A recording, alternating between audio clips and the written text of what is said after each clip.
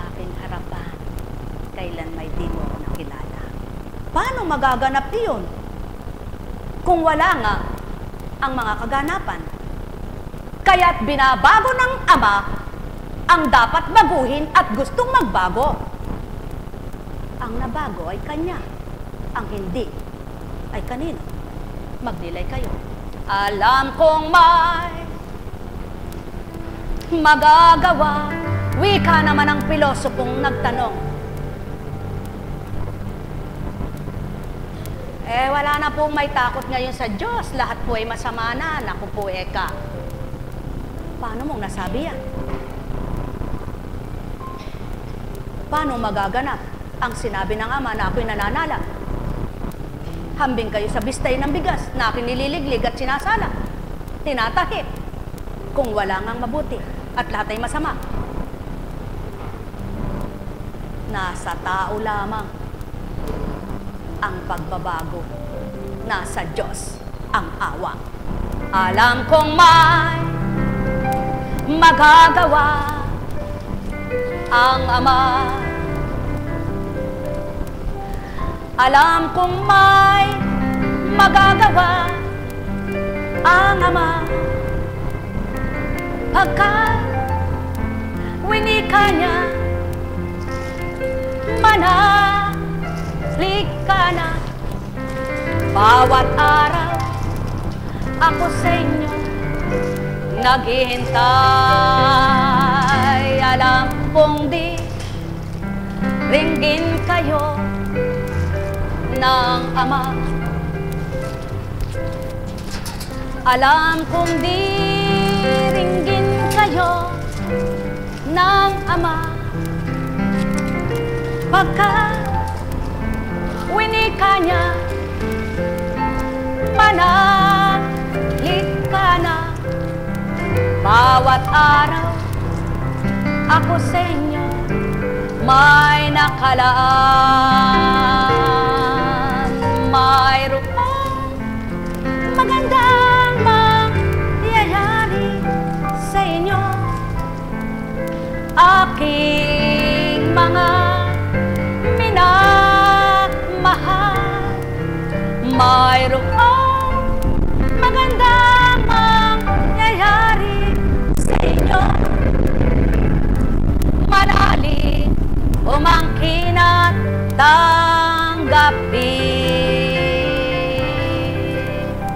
Buhay ba ang Ama? Buhay nga ba ang Ama? Kay buti ng Ama, kay dakila niya, wagas at tapat ang pag-ibig niya. Walang maliw, walang kupas, noon ngayon at kailanman.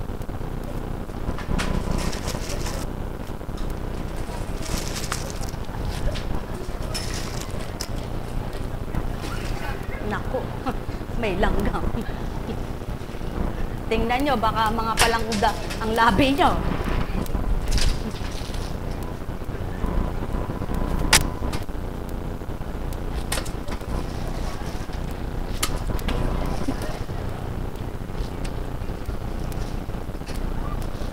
Buhay ba ang Ama?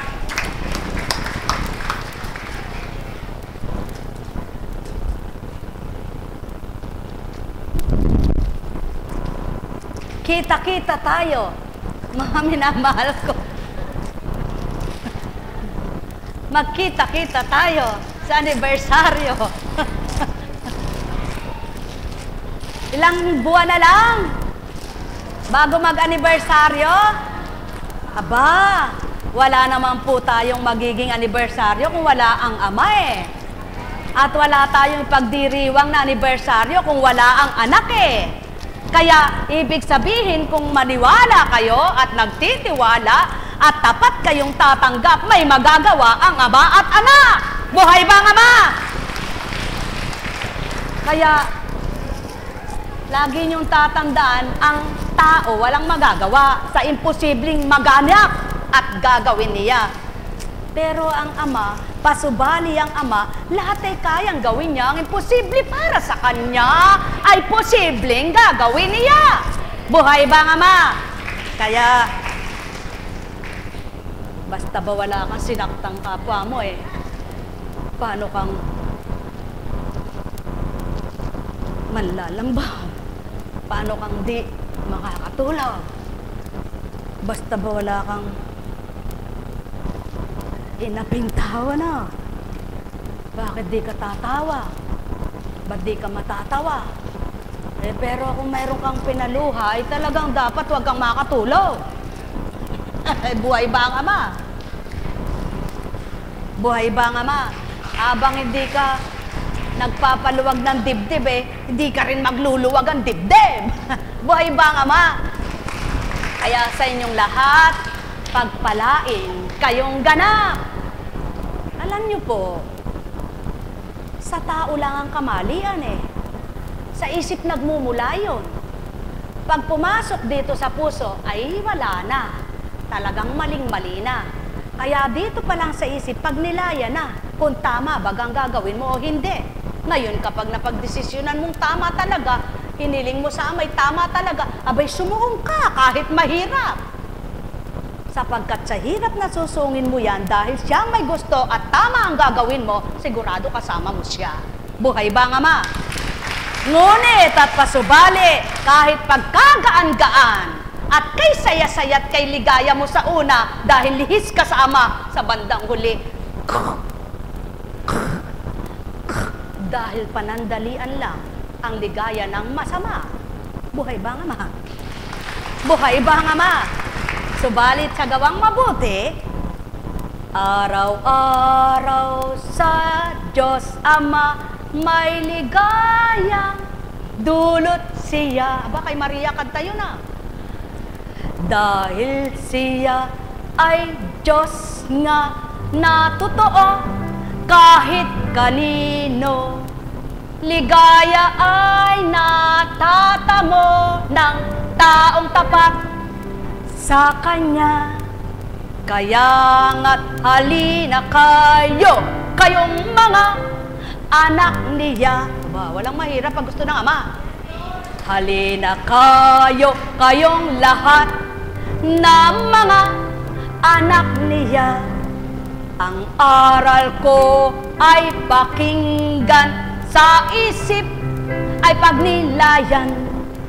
Tuntunin mo tamang daan, ama sa'yo'y nakagabay. Ang araw mo'y may liwanag, kahit saan ka magtungo. Sabay kang humahakbang sa paa na alaga niya. Tulad ng wikang walang maliw, pagmamahal niyang lubos. Kung ikaw ay anak nga niyang sa kanya'y nananahan, tuwin na ikaw ay tuturuan ng isip na mainam. Sa isip mo'y idaratal niya, mabubuti kailanman. Di kaganap na madidimlan, tuwirang ika'y may tanglaw. Kahirap pala noon, pero magaan na no. Dahil ang Diyos ang nagpapagaan sa lahat ng mahirap. Tandaan ninyo, kanyang mga anak. O, saan tayo magaan? Nangisilang ka sa mundong ito, walang saplot ni ano, sanggol na walang malay ang tawag sa'yo. Subalit nang umusad na, buwan na turingan bilang tao, pag kinausap kay patawa-tawa na. Para bagang may malay ka, wala pa namang naiisip ka pa. At nang lumaki kay napag-aral, dili kaya'y nabuhay ng iyong ama. Ngunit tinanong mo ba kung sino ang kapiling at kasama ng iyong inang sa'yo'y nagpalaking tuwiran? Hindi po, kasi di tinuro sa akin ng ina ko eh. At ngayong nawalay ka, walang ginawa ka kundi ang gusto mo. Ano ngayon nang nalasap mo bilang tao? Ako po ay minsan masaya, minsan malungkot, minsan tama gawa, minsan mali. Ano ngayon nang dapat na matutunan mo, tao? Sa pagkakamali mo nang maitama ka. Ewan ko po. Aba, wala ka bang isip? Gawin mo ang marapat upang ika'y makatanggap. Magliwanag kang ganap, ama mo ay iyong tingnan. Sa buhay mo kung paano ka niya nililingap, upang madama mo buhay pala siya sa'yo. Halina, halina, halina, halina, halina, halina, halina, halina kayo. Tao, magnilay, magbulay. Kung nakasakit ka na, huwag mo nang dagdagan. Baka sa bandang uli, ikaw ang masaktan. Nekaramaneyahanam! Nekaramaneyahanam! Nekaramaneyahanam! Buhay ba ang ama? Halina po kayo. May tanong ba kayo? Ilang taong ka na? 70. Ilang taong pa gusto mo? Ay, kung ano kaloob sa'yo, mabait ka pala, no?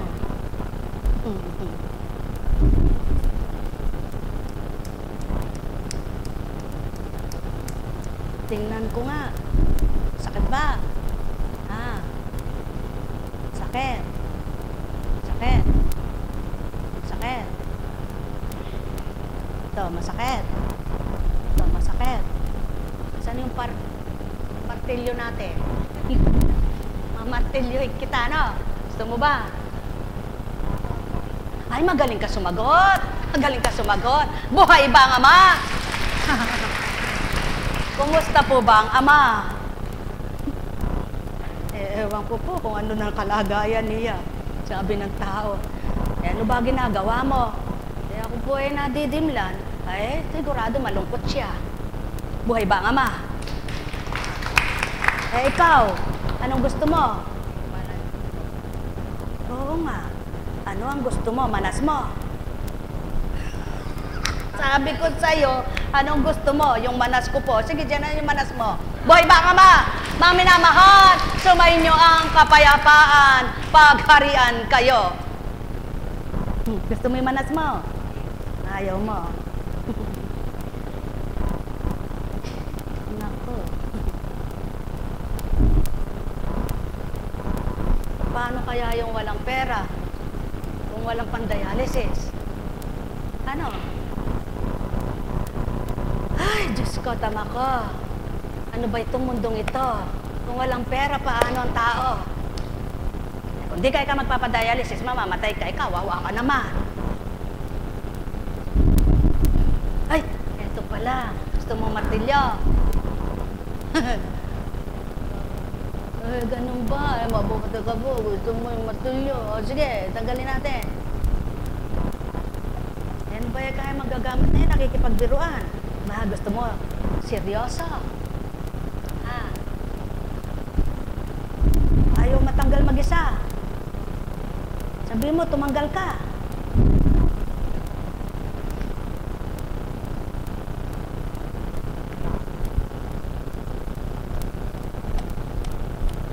Sige, taas mo nga. Taas mo. Tingnan natin kung lalakad ka pa. Taas mo.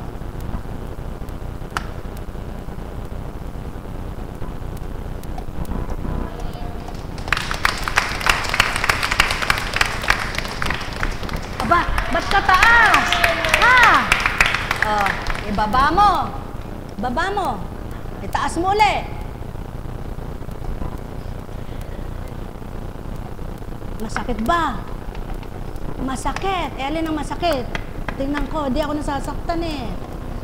Oh, masakit. Masakit. Teka, wag mo hawakan. Tingnan natin kung masakit. Masakit.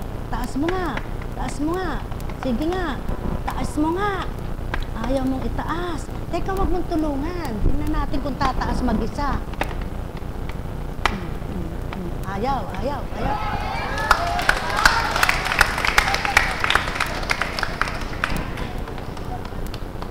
Ayaw mong tumaas. Ha? Ayaw mong tumaas. Ay, masakit na. Hindi nakamamatay yun. Sige, taas mo pa. Taas mo. Maganda nga yung nasaktan eh. Pag hindi masakit, patay. O, ito, masakit. Hindi talaga yan masakit kasi buhay pa eh. O yun, tingnan natin. Hindi yan. Yung patay.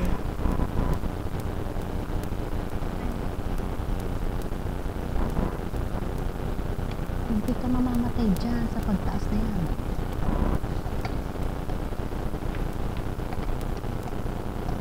Taas pa natin ng konti.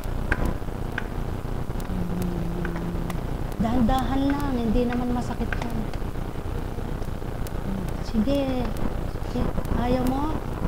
Ayaw ko na rin. Sumainyong kapayapaan, pagharian kayo. Tumayo ka nga.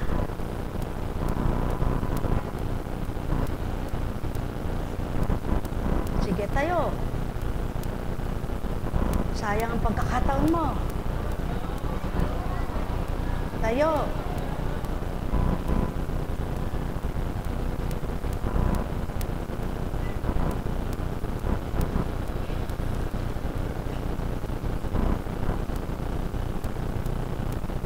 Abot mo.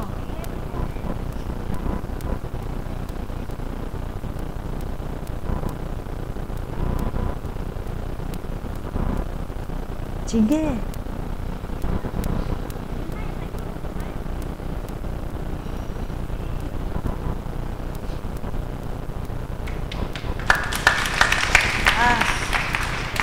Kaya mo pa. Ayaw mo. Sadyang masakit yan. Gusto kong pasyente matibay.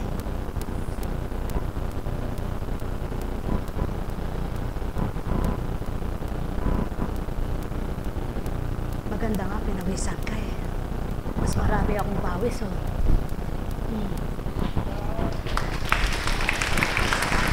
Ganang pagkatao'y di gawin niyaon. Sapagkat paano ito gagawin ng isang katauhan? Ngunit kung ang takot ninyo tsakit ang aalalahanin nyo, paano magaganap ang ikay lumaban? At ang wika nga, kung wala ka nakikitang dilim, kakapaka-paka nang dahil gusto mo, ikay makarating, pipilitin mong humakbang kahit ikay walang pananaw. Subalit kung katatakutan mo, madadaan ka ba sa alam mong hindi mo kaya? Kayanin mo't sasadyad ka kung matibay pananalig mo. Tao, mahal ko kayo. Tuwiran kong tinuturan, mahal na mahal ko kayo. Iyaan ang tao. Sa hindi gusto, takot gawin ito. Sa gusto, kahit hindi tama, kahit mapapahamak, gagawin at susuungin, makamtan lamang kanyang nasa. Nekkarameneyahanam, nekkarameneyahanam, nekkarameneyahanam. Ama, walang pagkabula ang iyong tinuran. Ang tao sa lupa'y duwag sa katotohanan. Walang katotohanang nagninilay kung paano ka kumilos sa kanilang katawan.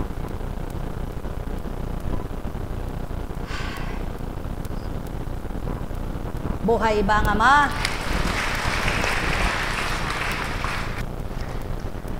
Kay buti ng Ama, kay dakila niya.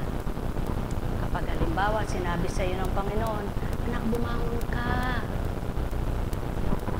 Sasabihin mo ba, teka po, masakit pa yung aking paa eh. Sigurado sasabihin mo, wala. Dahil alam mong siya'y Panginoon mo, susunod ka. Kaya nga yung hinugos sa bubong, dahil nagtitiwala siya. Bumangon ka, Eka. Hindi sumagot na, hindi po ako makakabangon. Bumangon ka, Eka. Sumunod, bumangon. Ang kapangyarihan ay sumunod din. Sumayin niyong kapayapaan, mga minamahal, pagharian, kayong lubos, sapagkat kung bilang tao, walang magaganap. Ngunit dahil ang Espiritu naroon sa nangusap, bumangon at naglakad. Pagpalain kayo. Tayo na, mga mahal ko. Buhay ba ang Diyos? Buhay ba ang Diyos? Buhay ba ang Diyos? Buhay ba ang Diyos? Aba,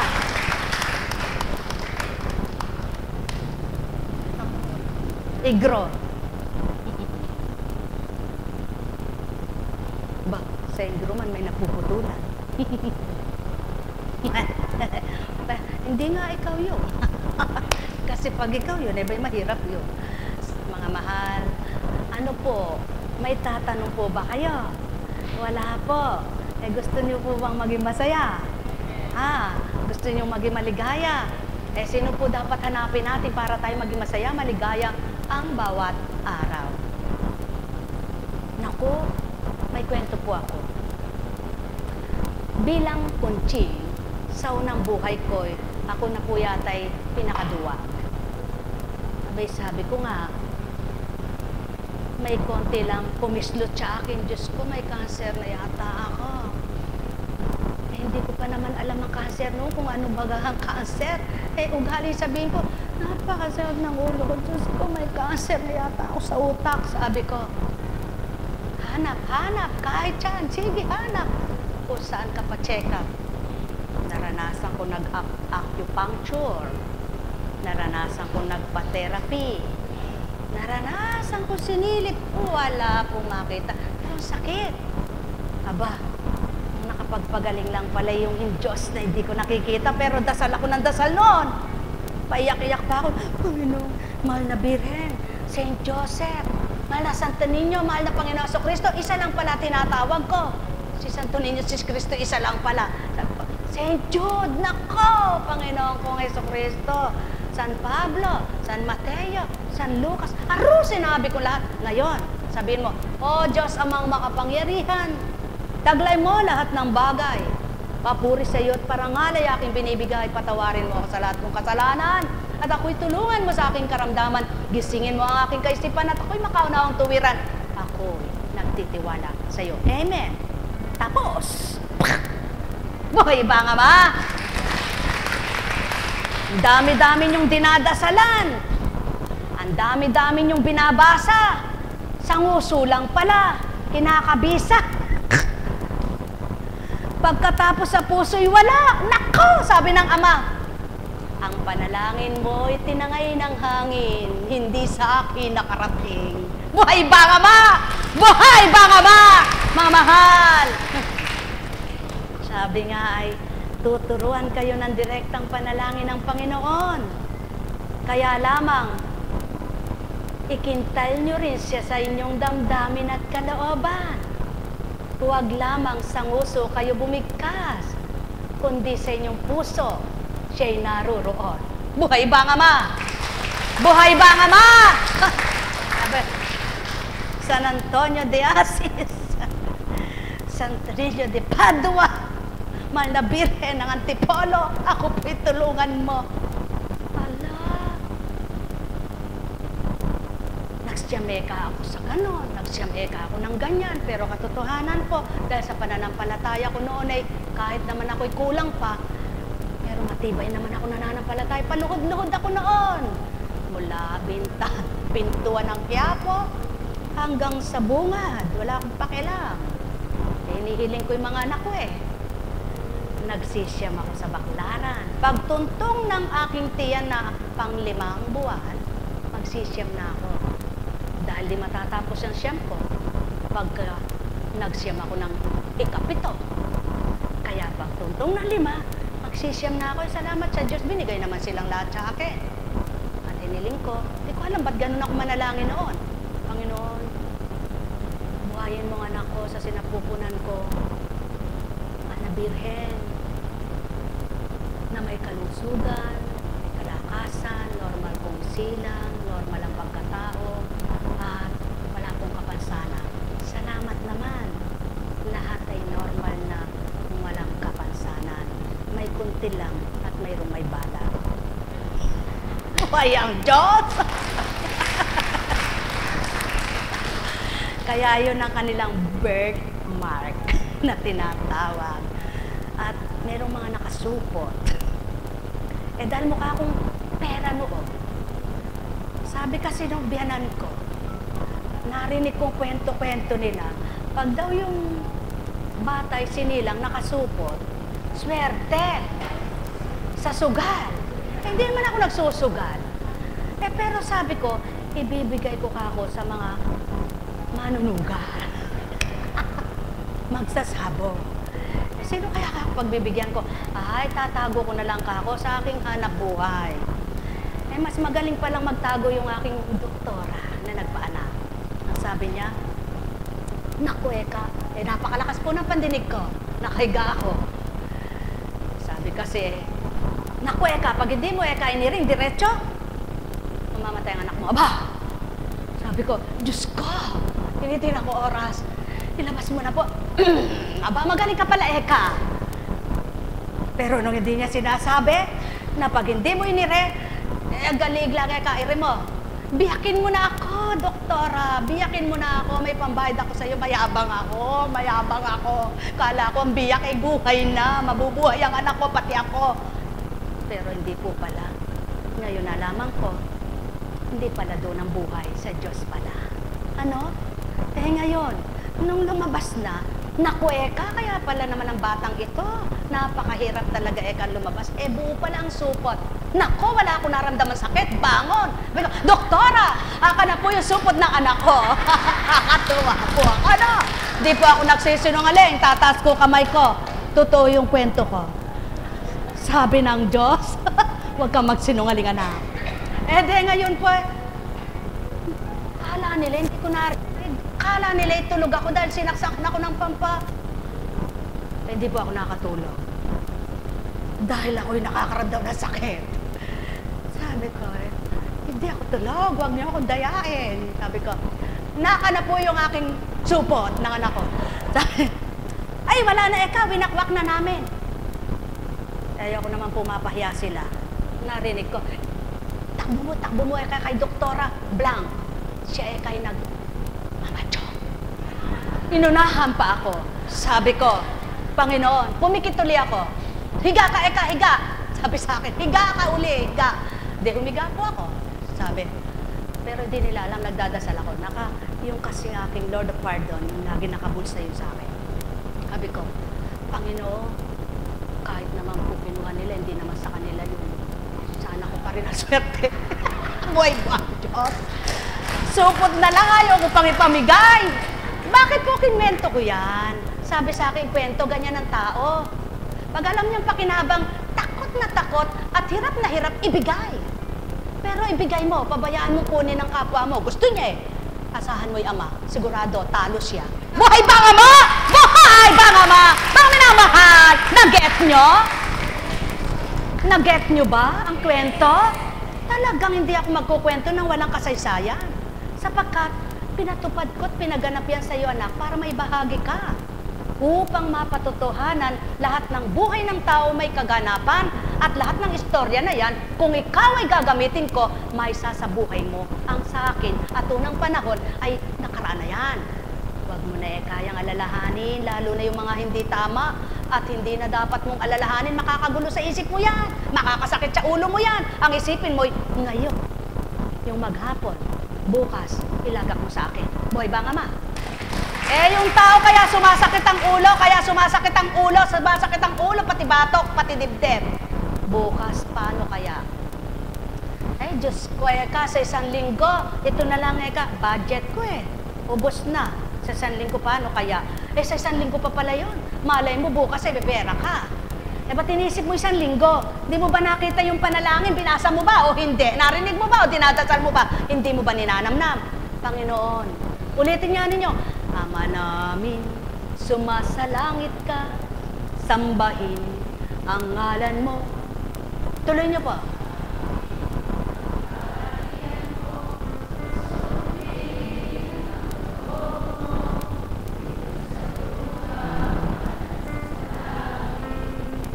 Bigyan.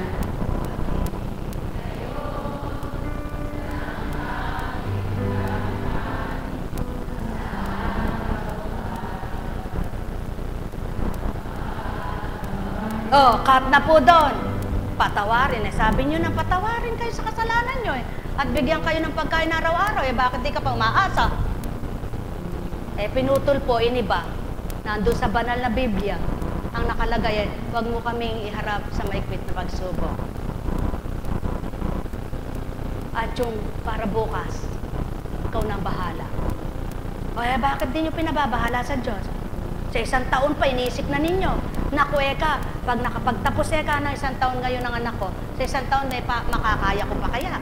Eh ngayon Eka, mapapagtapos ko na yung first year college. First year college. Eh second year, Eka, hindi ko na mapagtapos, matatapos na. Ay anak, tumigil ka na. Baka hindi kita mapag-aral sa isang taon.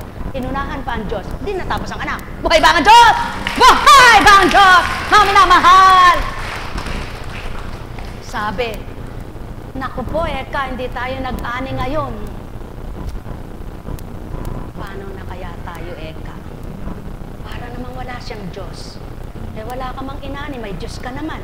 Eh, di hanapin mo siya at pag-aanihin ka sa ibang paraan. Buhay ba ang Ama? Ayan! Yan ang pawang katotohanan. Kaya kung di mo alam, eh kung hindi ka pumarito, malalaman mo ba yan? Eh, nung natutunan mo ba, sabi mo, hindi totoo yan, di bahala ka. Wala akong pakialam sa'yo. Sabi ng Ama, buhay ba ang Ama? Mga minamahal, gusto mo bang mabuhay? Sabi niya. Abay, siyempre po, kaya naman po ako naririto, gusto kong mabuhay. Eh, nung gusto mo, ba't ka gusto mong mabuhay? Eh, kasi po, kay sayang yung negosyo ko. Hindi ko po alam kung paano.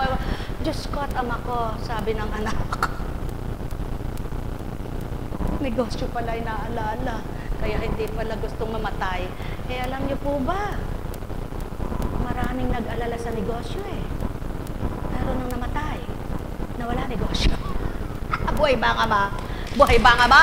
Mga minamahal, alalahanin mo ang Diyos mo, panghawakan mo ang salita niya, magtiwala ka sa Kanya, manalig ka sa Kanya, gagawin niya ang lahat para sa iyo. Pagpalain kayo. Sa pangalan ng Diyos Ama, Diyos Anak, Diyos Espiritu Santo, magsihayo kayo, may galak sa puso niyo, matigib kayo ng pangunawa, pag-asa, ligaya, pananalig, pananampalataya, at may magagawa sa inyo ang Diyos na hindi nyo nakikita upang kayo ay ganyang anak sumasamba ng tapat at totoo, nakikita niya buhay na buhay siya. Pagpalain kayo. May tanong ba kayo? Wala kayong tatanong at di kayo magtatanong dahil naiya kayo magtanong. Kung ayaw ninyo, di huwag, uwi na po tayo. Buhay na to. Buhay po ba ang Ama? Buhay po ba ang Ama? Oh. Eh, may sakit po ba kayo? Wala na kayo sakit. Eh, wala sa inyo yung Diyos kung may sakit kayo. Alalahanin nyo sa tuwina yung salita ni Pablo. Oh, pulis siya. Hindi, anong bali Eka kung mayroon mang karamdaman at mahina ang aking katawan, kung ang espiritu ko naman ay malakas. Sa makatwid, pinalalakas ng espiritu ang katawan ninyong tinanggap nyo'y siya upang panahanin at maging templo nyo, niya ang katawan nyo, kaya wala yan. Wala yan. Sigurado mas malakas yung nasa iyo eh. Kaya, yun ang pangunahin mo. Lahat ng mahina sa iyo'y palalakasin niya. Buhay bang Ama? Buhay bang Ama? Kaya sa inyong lahat, kung ayaw niyong makinig, kung ayaw niyong maniwala, kung ayaw niyong tumanggap, wala akong magagawa.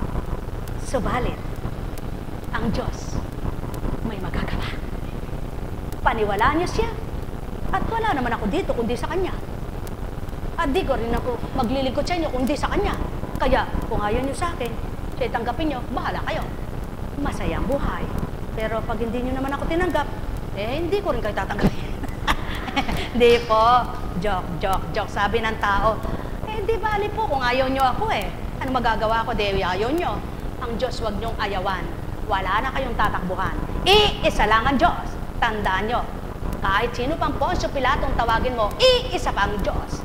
Isa lamang, wala na ibang Diyos. Kahit saan ka pang lupalop magtungo, kahit ano pang reliyon ang ipagpalit-palit-palit mo, isa lang ang Diyos. Isa lang ang Diyos. Lagi mo tatandaan, isa lang ang Diyos. Sumayinyong kapayapaan, pagpalain kayo. Tayo na po. Uwi na tayo. May gawain po mamaya. May misang alas 6.